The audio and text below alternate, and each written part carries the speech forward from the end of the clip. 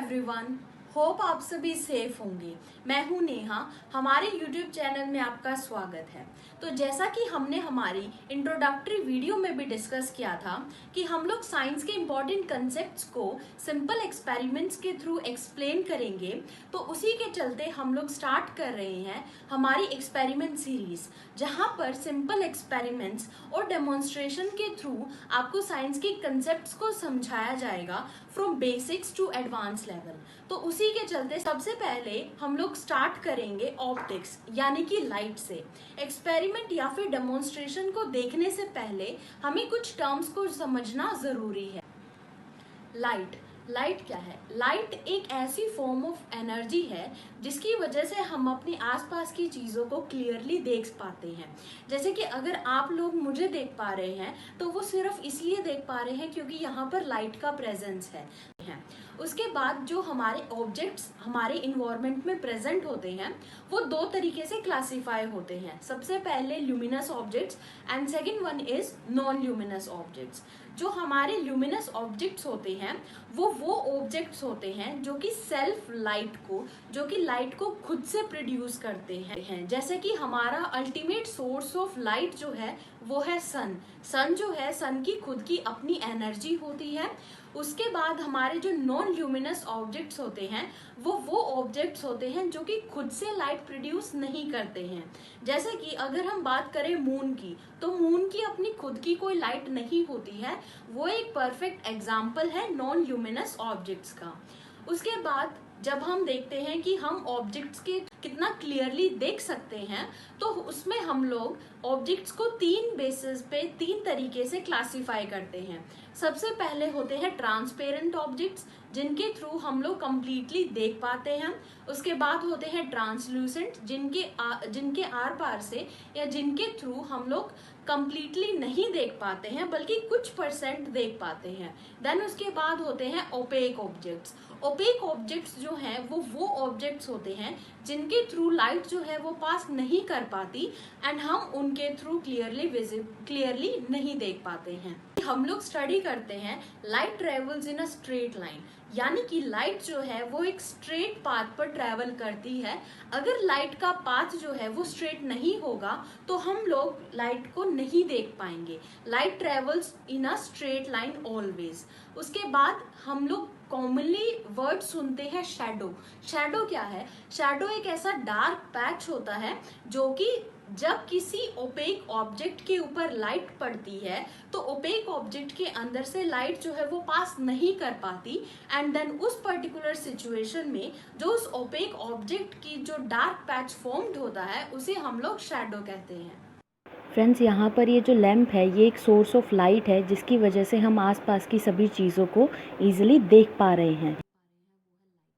Friends, यहाँ पर हम देख सकते हैं कि ये जो ग्लास जार है और ये जो इसके अंदर वाटर है ये एक ट्रांसपेरेंट ऑब्जेक्ट की तरह एक्ट कर रहे हैं, क्योंकि इसके थ्रू हम इस प्लांट की रूट्स को एंड इन स्टोन्स को क्लियरली देख सकते हैं। तो इस केस में ये जो हमारा ग्लास जार है और ये जो प्योर वाटर है ये एक ट्रांसपेरेंट ऑब्जेक्ट की तरह एक्ट करते हैं जो अपने अंदर से लाइट को कम्प्लीटली पास कर देते हैं।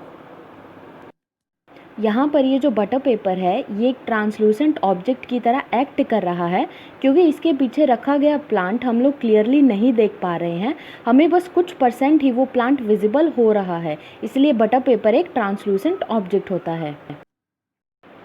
यहाँ पर अगर हम एक शार्पनर के सामने अगर एक वुडन प्लेट को रखते हैं तो इस वुडन प्लेट की आने की वजह से अब हम शार्पनर को नहीं देख पा रहे हैं।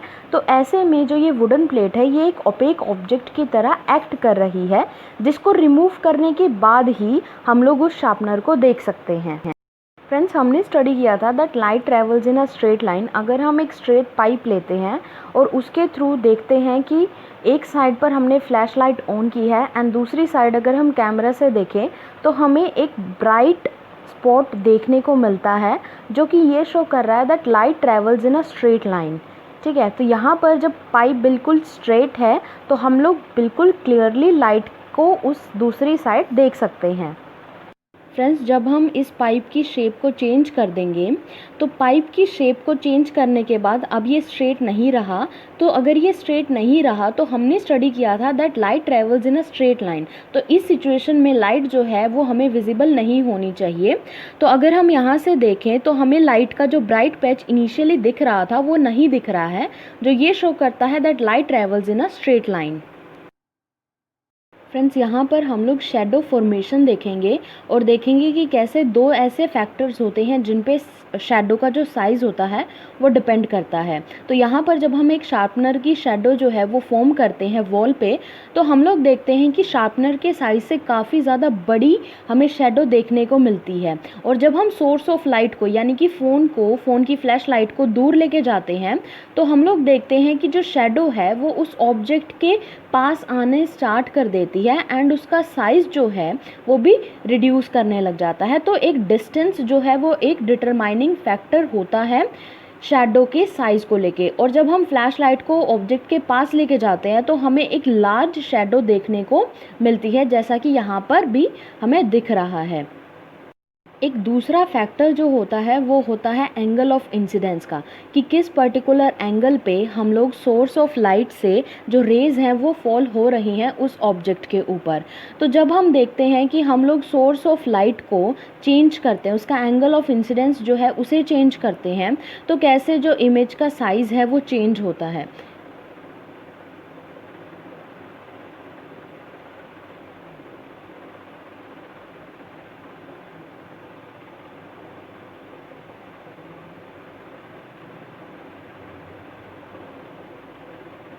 जब हम सोर्स का एंगल चेंज कर रहे हैं, सोर्स ऑफ लाइट का एंगल चेंज कर रहे हैं, तो जो हमारी शेडो फॉर्म हो रही है वो नियर टू ऑब्जेक्ट आती जा रही है। और एक ऐसी सिचुएशन आती है जब हम सोर्स ऑफ लाइट को कम्प्लीटली उस ऑब्जेक्ट के ऊपर कर देते हैं तो हमें शेडो देखने को नहीं मिलती है।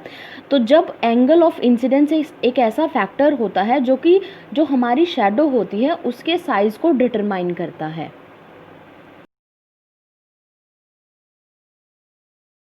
इसकी नेक्स्ट वीडियो में हम लोग इन्हीं एक्सपेरिमेंट्स को आगे फर्दर करेंगे एंड इसके आगे आने वाले जो कंसेप्ट्स हैं, एडवांस लेवल के जो कंसेप्ट्स हैं, हम लोग उनको समझेंगे। अगर आपको ये वीडियो अच्छी लगी तो प्लीज़ लाइक ज़रूर करें, चैनल को सब्सक्राइब करें और प्लीज़ बेल आइकन को ज़रूर प्रेस करें ताकि लेटेस्ट वीडियोज़ के अपडेट्स आपको मिलते रहें। अगर आपका कोई फीडबैक है, कोई सजेशन है तो प्लीज़ उसे कमेंट सेक्शन में ज़रूर लिखें। और हाँ, प्लीज़ ज़रूरतमंद लोगों को इसे शेयर ज़रूर करें।